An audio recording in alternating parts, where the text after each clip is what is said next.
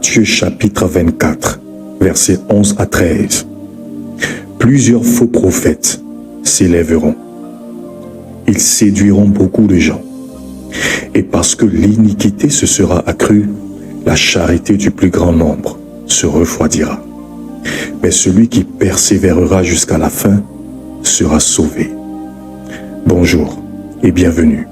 J'espère que vous allez bien. Les imposteurs et aventuriers de l'évangile.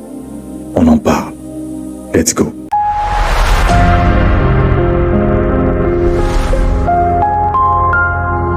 Il y a énormément d'abus dans le corps de Christ aujourd'hui. Et les informations que nous avons sur l'Église donnent froid dans le dos. Elles sont troublantes et bouleversantes. Ouvrons les yeux et soyons vigilants, car nous avons entamé la période qui précède la fin des temps. Suivons cet extrait vidéo de 2 minutes, après quoi nous allons entrer dans le vif du sujet. So I'm going to give them food from above. And they're going to eat for this year, 2014. Huh? Happy we are fasting, but they're going to eat the fulfillment from above. Wake up! Stand up!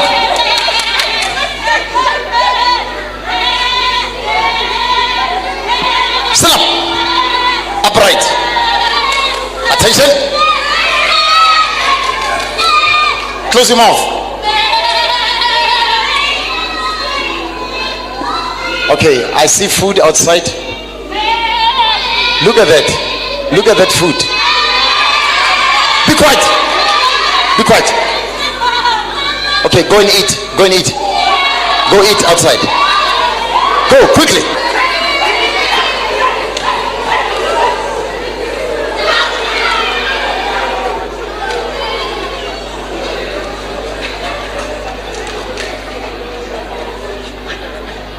Eat quickly.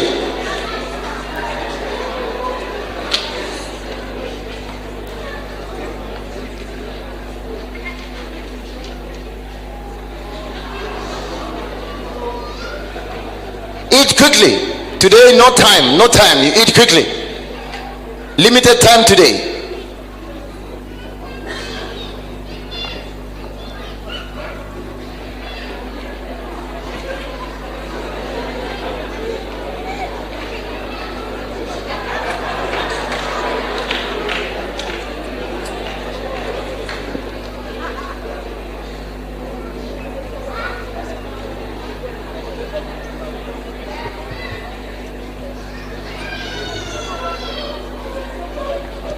Eat quickly.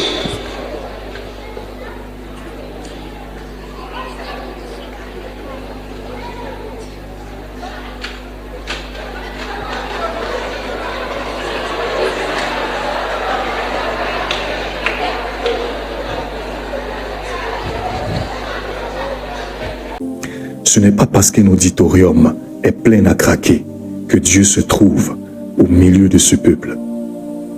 Ce n'est pas parce qu'un pasteur draine des foules dans les rues qu'il est vraiment de Dieu. Souvenez-vous, nous sommes à la fin des temps. Ce n'est pas parce qu'un bishop réalise de nombreux miracles que sa puissance provient d'en haut. Et ce n'est pas parce qu'une prophétesse fait tomber les gens que son onction est authentique. Souvenez-vous, nous sommes à la fin des temps. Matthieu chapitre 24, verset 24. Il est écrit, « Car il s'élèvera de faux Christ et de faux prophètes. Ils feront de grands signes et des prodiges, de manière à séduire, si possible, même les élus. » Boris has seen mine.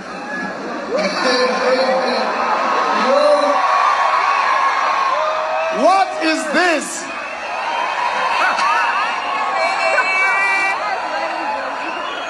Do you like what I'm doing or not? We do. Must we stop? No. Because somebody doesn't like it? No. Just touch it. Let me pray. The fire of the Holy Spirit.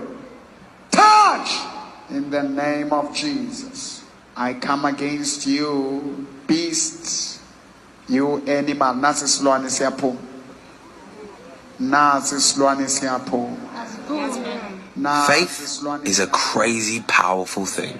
All invisible demons, I flush them out. As a non-believer, I'm not sure if I will ever fully understand people waving their underwear or holding their private parts in church. Un pasteur qui demande à ses fidèles de retirer leurs dessous et de les balancer en l'air pendant que lui il prie.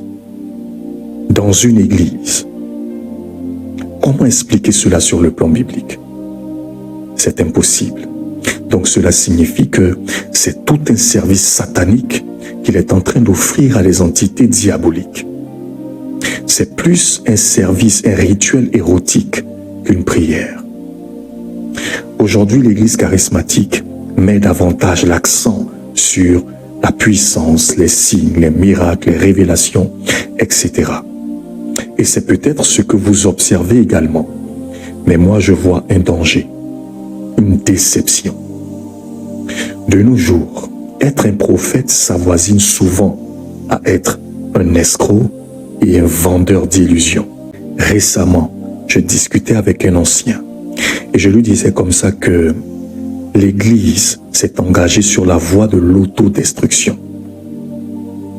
Nous perdons de jour en jour la confiance de nos congrégations et même des gens dans le monde à cause des déviations dont nous faisons l'objet. Aujourd'hui, lorsqu'on présente un pasteur en public, vous entendez les gens dire « Oh, ils sont tous les mêmes. C'est blanc, bonnet, bonnet, blanc. Ils sont tous pareils. » Pourquoi? Parce qu'ils ont perdu confiance en l'Église. Et c'était ça l'objectif du diable. Faire en sorte que l'Église perde sa sacralité et sa crédibilité. Nous avons associé cet appel sacré des grands personnages de la Bible, tels que Moïse, Daniel, Ésaïe, Jérémie, etc., à de l'escroquerie et à de la manipulation. Nous avons tellement désacralisé l'appel prophétique qu'aujourd'hui, les gens banalisent les prophètes et le ministère prophétique. Et comme il n'y a pas de régulateur dans ce domaine, chacun, comme il le veut, comme il l'entend, se permet de revendiquer ce titre et d'agir à sa guise, alors qu'il s'agit d'un appel noble et sacré. Quand j'étais plus jeune, celui qui avait le titre d'évêque ou de prophète était considéré comme une personne noble qu'on respectait profondément. Est-ce le cas aujourd'hui? La question reste posée. Lorsque nous allons à l'église, nous sommes supposés être dans la présence de Dieu.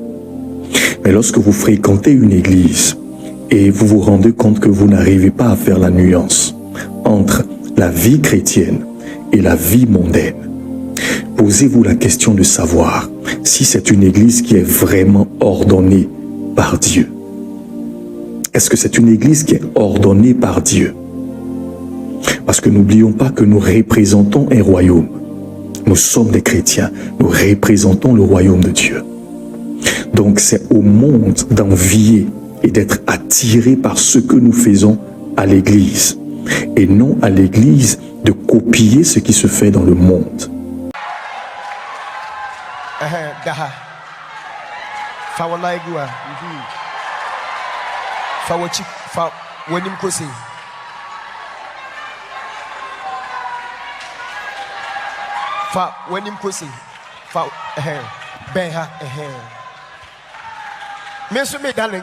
That's right.